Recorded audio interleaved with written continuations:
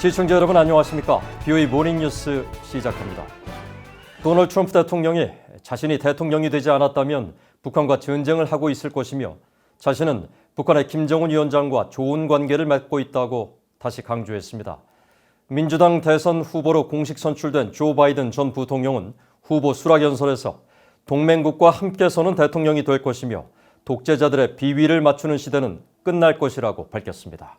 이조은 기자가 보도합니다. 도널드 트럼프 미국 대통령은 자신이 대통령이 되지 않았다면 북한과 전쟁을 하고 있을 것이라는 주장을 거듭 강조했습니다. 트럼프 대통령은 20일 펜실베니아주 올드포지에서 실시한 연설에서 우리가 북한과 전쟁을 할 것이라고 했던 것을 기억하느냐며 힐러리 클린턴 전 국무장관이 대통령에 당선됐거나 오바마 전 대통령이 더 머물렀다면 전쟁을 했을 것이라고 주장했습니다. If Trump said, "Oh, we're going to have a war," no, it would have been a war if you had Hillary Clinton. It would have been a war if Obama were allowed to stay any longer. He thought there was going to be a war. 이어 전쟁이 어디에 있느냐고 반문한 뒤 아무도 죽지 않았다면서 전쟁을 했다면 2,500만 명이나 3천만 명을 잃었을 것이라며 서울에 3,200만 명이 있고 그곳은 포화의 바로 옆에 있다고 말했습니다. 실제 서울 인구는 1,000만 명이 조금 안 되지만 대규모 인명피해를 강조한 것으로 보입니다. 트럼프 대통령은 이어 자신은 북한의 김정은 국무위원장과 좋은 관계를 맺고 있다는 기존 발언을 다시 강조했습니다. 특히 자신과 김 위원장은 잘 어울린다면서 우리가 만났다고 하면 모두 매우 끔찍하다고 말하지만 그건 좋은 일이지 나쁜 게 아니다라고 말했습니다. I have a good relationship with him. You know, when I say that, isn't that terrible? They say, no, it's not terrible. It's great. It's great. I have a relationship. 미국 민주당 대선 후보인 조 바이든 전 부통령은 동맹국과 함께 서는 대통령이 되겠다는 외교안보 공약을 밝히면서 독재자들의 비위를 맞추는 시대는 끝날 것이라고 강조했습니다. 조 바이든 전 부통령은 민주당 전당대회 마지막 날인 21일 델라웨어주 월밍턴에서 대선 후보 지명 수락연설을 통해 우리의 동맹국, 친구들과 함께 서는 대통령이 되겠다고 밝혔습니다. I'll be a president who will stand with our allies and friends and make it clear to our adversaries the days of cozying up to dictators is over. 특히 러시아가 탈레반의 아프가니스탄 주둔 미군 사례를 사주했다는 의혹과 관련해 바이든 대통령 아래 미국은 미군의 머리 위에 서 있는 러시아의 현상금을 못 본 채 하지 않을 것이라고 말했습니다. 또 트럼프 대통령을 겨냥해 독재자의 비위를 맞추며 증오와 분열의 불씨를 부채질하고 있다고 주장했습니다. The president who takes no responsibility, refuses to lead, blames others, cozies up to dictators and fans the flames of hate and division. 미국 민주당의 전당대회는 바이든 전 부통령의 대선 후보 수락연설을 끝으로 나흘 일정이 마무리됐습니다. 도널드 트럼프 대통령을 후보로 공식 지명하는 공화당의 전당대회는 오는 24일부터 나흘간 열립니다. BOE 뉴스 이조은입니다. 북한 김정은 위원장이 최근 노동당 전원회의에서 경제정책 실패를 사실상 인정한 가운데 당 고위 간부들이 실패의 책임이 자신들에게 있다며 공개적으로 반성하는 모습을 보이고 있습니다. 한국 내 전문가들은 당 간부들이 최고 책임자의 부담을 대신 떠안으려는 행동과 정권의 위기관리 차원에서 민심을 달래기 위한 적극적인 형태의 선전 정치로 분석하고 있습니다. 서울에서 정찬배 기자입니다. 북한은 지난 19일 열린 당 전원회의 결정서에서 계획됐던 국가 경제의 장성 목표들이 심히 미진되고 인민 생활이 뚜렷하게 향상되지 못하는 결과가 빚어졌다며 최근의 경제정책 실패를 사실상 인정했습니다. 이러자 노동당 고위 간부들은 21일 노동당 기관지 노동신문 1면에 일제히 당 전원회의와 관련한 기고문을 통해 최근 경제 실패의 원인이 자신들에게 있다고 밝혔습니다. 장길용 내각화학공업상은 경제발전 5개년 전략을 수행하는 데 있어 경제발전의 기둥을 이루는 화학공업 부문이 재구실을 다하지 못한 원인은 자신들이 전략적 안목과 계획성 없이 추진한 데 따른 것이라고 반성했습니다. 북한 3대 제철소 중 하나인 김책제철연합기업소 김광남 지배인도 최근 나라 경제 전반이 제대로 펴지지 못하고 있는 것은 김책제철소에 큰 책임이 있다고 토론했으며 최근 홍수피해를 입은 황해북도 박창호 도당위원장도 김정은 위원장의 연설을 듣고 마음속 가책을 금할 수 없었다고 말하는 등 당 간부들이 줄줄이 공개적인 반성에 나섰습니다. 한국 전문가들은 이 같은 당 간부들의 공개적인 반성은 결국 최고 책임자인 김정은 위원장의 책임을 자신들이 대신 떠안으려는 행동인 것으로 분석하고 있습니다. 사실상 지금 북한의 경제 개발이 실패했다라는 것을 북한이 공식적으로 인정한 상황에서 김정은의 그런 책임으로 돌아가면 안 됩니다. 그렇기 때문에 당 간부들이 스스로가 나서서 자신들의 책임이다라고 지금 얘기를 하고 있는 것이고요. 또 경제정책 실패를 인정하면서도 그 원인을 대북 제재와 신종 코로나 바이러스, 잇따른 홍수 피해 등 외부적 요인 탓으로 돌리려는 의도라는 분석도 나옵니다. 일종의 실패의 합리화라고 볼 수가 있을 것 같습니다. 북한이 경제 계획이 있었고 그거에 대한 목표를 달성하려는 노력을 많이 했는데 외부적 불가피한 상황 때문에 목표에 미달했다. 이렇게 해서 정책의 실패를 합리화하고 있습니다.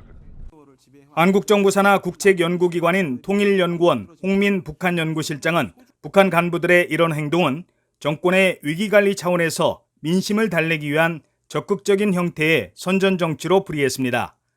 삼중고가 겹친 초유의 상황에서 통신수단의 발달로 정보 통제도 여의치 않은 상황이기 때문에 주민들의 동요를 막기 위한 실질적인 대책이 필요하다는 것입니다.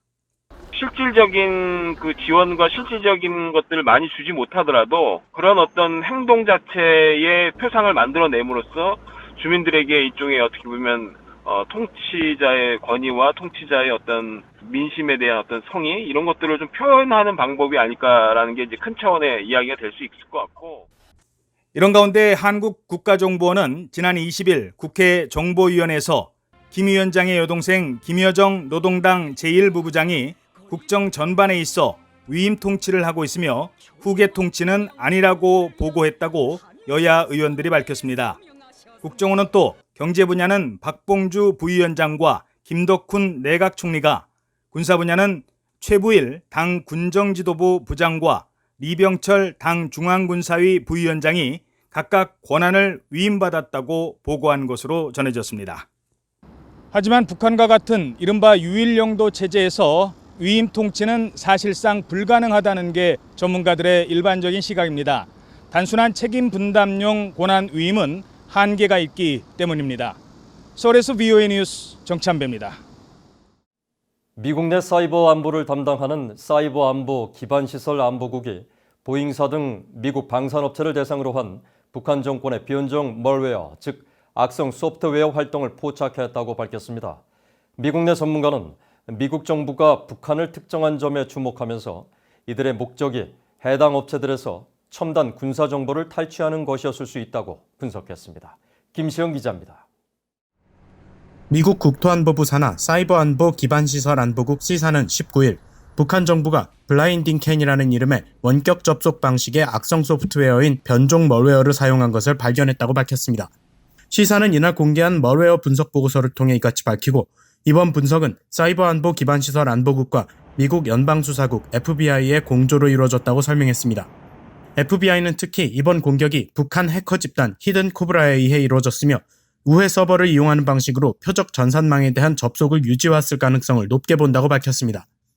해킹 조직들이 미국 내 방산업체 등 정부 계약자들을 겨냥해 구직 공고 등으로 위장한 악성 웹문서를 미끼로 사용해 해당 전산망에 악성 코드를 심었다는 설명입니다.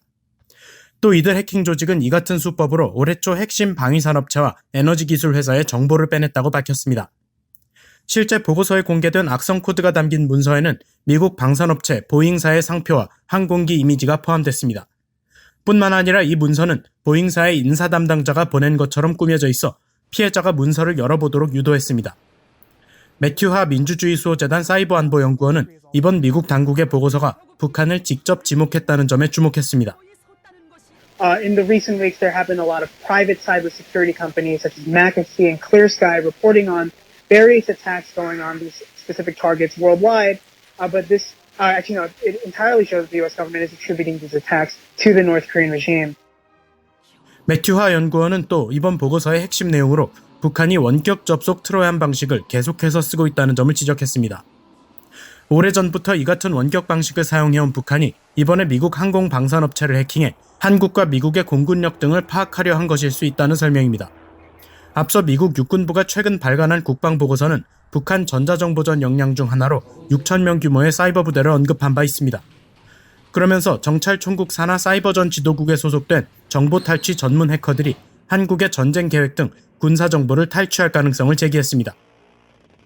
이번 북한 머레오 포착과 관련해 미국 사이버사령부는 사이버안보 담당 부처 간 긴밀한 협조를 통해 해외로부터의 사이버 위협에 대응한 지속적 개입을 사령부 차원에서 이어오고 있다고 밝혔습니다. VOA 뉴스 김시영입니다. 북한이 올해 상반기 러시아에서 수입한 의료용품 규모가 지난해 같은 기간에 비해 2배 가까이 증가한 것으로 나타났습니다.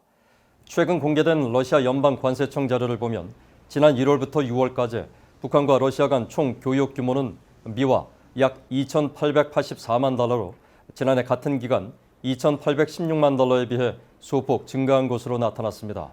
특히 의료용품을 159만 달러어치 수입해 전년 같은 기간에 85만 달러에 비해 90%가 증가했습니다. 또 지난 4월부터 6월까지 북한이 러시아로부터 수입한 곡물류도 884만 달러로 2분기 전체 수입액 1,826만 달러의 절반가량을 차지하며 가장 많은 것으로 나타났습니다. 반면 올해 상반기 동안 북한이 러시아에 수출한 규모는 17만 달러를 기록해 지난해 상반기 93만 달러에 비해 80% 이상 감소한 것으로 나타났습니다. 특히 신종 코로나 바이러스에 따라 국경 봉쇄가 본격적으로 시작된 4월에서 6월 사이 수출 규모는 1월에서 3월 사이에 비해 96% 감소한 것으로 파악됐습니다. 지난 5월부터 추진됐던 미한일 3국 국방장관 회담이 한국의 불참으로 이달 말에 열리지 않을 가능성이 크지만 미국과 일본 국방장관은 회동할 것으로 알려졌습니다. 한국 국방부는 21일 신종 코로나 바이러스 영향과 각국의 일정으로 인해 세 나라 모두 적절한 회담 일정을 정하지 못했다며 협의가 계속 진행 중이라고 밝혔다고 연합뉴스 등 한국 언론이 전했습니다. 앞서 마크 에스퍼 미국 국방장관과 고노다로 일본 방위상은 오는 29일 미국령 괌에서 회동을 조율하고 있는 것으로 알려진 가운데 당초 미국은 한국에 미한일 3자 국방장관 회동을 제안했지만 한국 정부가 확답을 하지 않은 것으로 알려졌습니다. 이에 따라 한국 국방부 측은 신종 코로나 바이러스 확산 상황에서 국방부 장관이 자리를 비우고 귀국 후 2주간 자가격리까지 하는 건 현실적으로 어렵다고 판단했으며 사실상 불참하는 방향으로 결론을 내린 것으로 알려졌다고 한국 언론이 보도했습니다. 한국 군 당국이 신종 코로나 바이러스 감염증이 다시 확산됨에 따라 올해 예비군 소집 훈련을 전면 취소한다고 밝혔습니다. 한국 국방부는 21일 국가적 차원의 코로나 바이러스 위기 극복에 동참하는 차원에서 다음 달 1일부터 시작할 예정이었던 올해 예비군 소집 훈련을 비대면 원격 교육으로 전환해 실시한다고 밝혔습니다. 국방부는 당초 3월부터 시작할 예정이었던 올해 예비군 훈련을 코로나 바이러스 확산 방지를 위해 9월로 연기하면서 하루 일정으로 축소 시행할 예정이었지만 전면 취소를 결정했고 이에 따라 예비군 전체 소집 훈련은 1968년 예비군 제도 도입 이후 처음으로 취소됐습니다. 한국 국방부 관계자는 최근 코로나 바이러스 확산으로 사회적 거리 두기가 2단계로 격상되는 등 상황을 엄중하게 인식하고 있다면서 국민의 건강 보장과 재난 극복 등을 지원하기 위해 앞으로도 적극적인 조치를 취할 것이라고 밝혔다고 연합뉴스 등 한국 언론들이 보도했습니다. 이상으로 BOE 모닝 뉴스를 마칩니다. 시청해주신 여러분 고맙습니다.